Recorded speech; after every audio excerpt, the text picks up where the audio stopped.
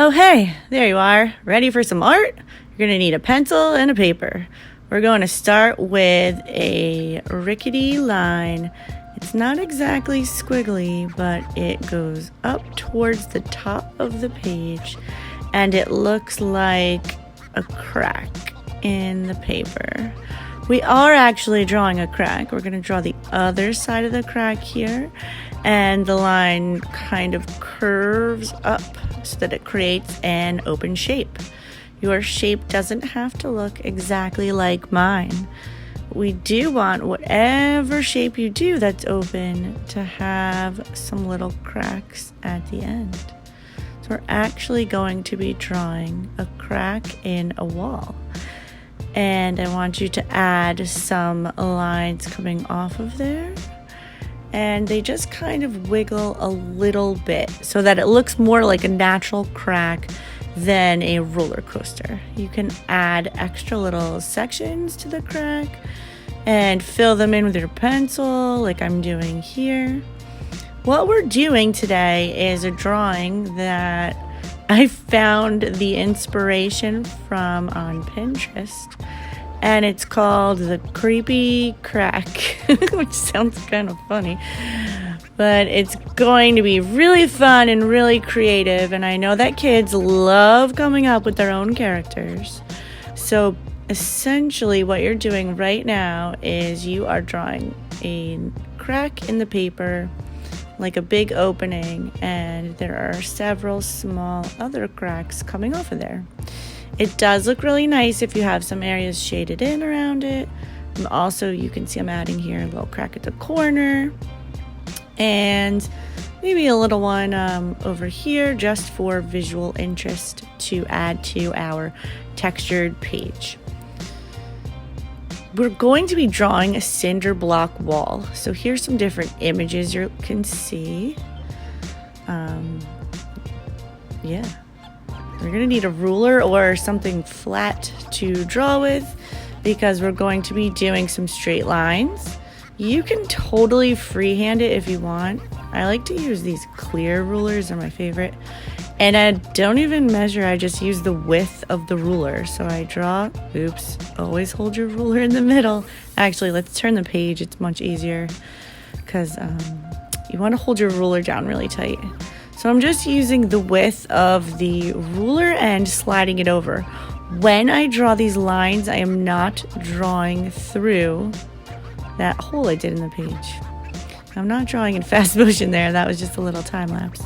Next, we're going to be doing these cinder blocks, and you could measure them out. You can see this one is about 2.5 inches-ish. Yeah, 2.5 inches. I didn't measure, I just kind of eyeballed it. Or if you like using centimeters, which I really do, I think it was about 6 centimeters. And then if you wanted to measure and make them all the same, you could. But I just like to eyeball it because it's really, really good practice as an artist to be able to visually measure space. So that little piece at the end is totally fine. Now under this, I want to go right in the middle and make the next section so that the cinder blocks are stacked in a staggered motion, because structurally this wall would collapse if they were all just stacked one on top of another. So for the next section, I'm just going to pick another space, try and get my blocks evenly separated, drawing around the crack. Sometimes I imagine where a line would be so that I still get the visual measurement. And you're basically drawing a brick wall around the whole background. Next, you're going to add a few more cracks that match up with some of the lines and corners to make it look more naturally textured. And then I'm going to add some shading with my pencil. And we're going to be adding a character in the middle, which you guys will love because he's peeking out, or she, or whoever. It's going to be really cool. So next I took my pencil and darkened all of the lines, which took a really long time. And then I took the side of the pencil and I rubbed it in all different ways to get some shading and different textures in all of the different parts of the wall.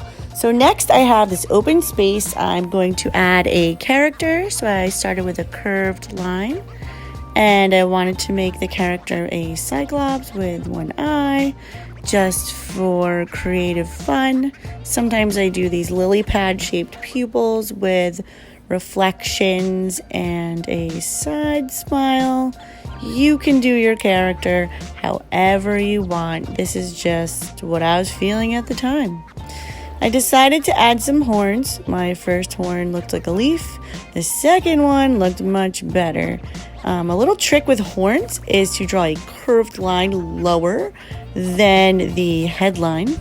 You can see I'm fixing my leaf-shaped horn here. If you draw the curved line lower than the headline, it looks like the horn is actually growing out of the head rather than just sitting on top, which is a common mistake that artists tend to make when they're drawing. So erasing and fixing it up here. Then I decided to add a little tuft of hair on the top of the head, flipping and erasing and brushing my page. Some texture to the monster's skin, just some little ovals so it had some more visual interest. And then I went in, drew one tooth, and shaded the mouth. Yeah, with my pencil. So, oh yeah, and then I shaded the pupil. Shading it in. All right, adding a little bit of linear texture to the little horns on top of the monster's head. And lastly, a waving hand. Now, if you find hands really hard to draw, you can always draw a mitten shape. Later on, I will teach you how to draw hands in a different lesson. So I drew a mitten shape, and then I decided to add paw pads like an animal, like a little cat or dog would have. And then I added some claws because, you know, why not? Claws. Yeah. And then I was thinking about adding fur, but then I was like, wait, he has oval face or she or whatever. So I just added a sweater. Yeah. So the monster doesn't get cold. Yeah, cool. So there's a monster. Make sure you have another paper underneath for the next part where you're going to use a Sharpie marker to color in the background. If you don't have a Sharpie marker, you can use a crayon or a twistable or anything that you have at your house. You can also color in your monster for a pop of color, leaving the cinder block walls gray to add to the contrast of our textured picture. And voila!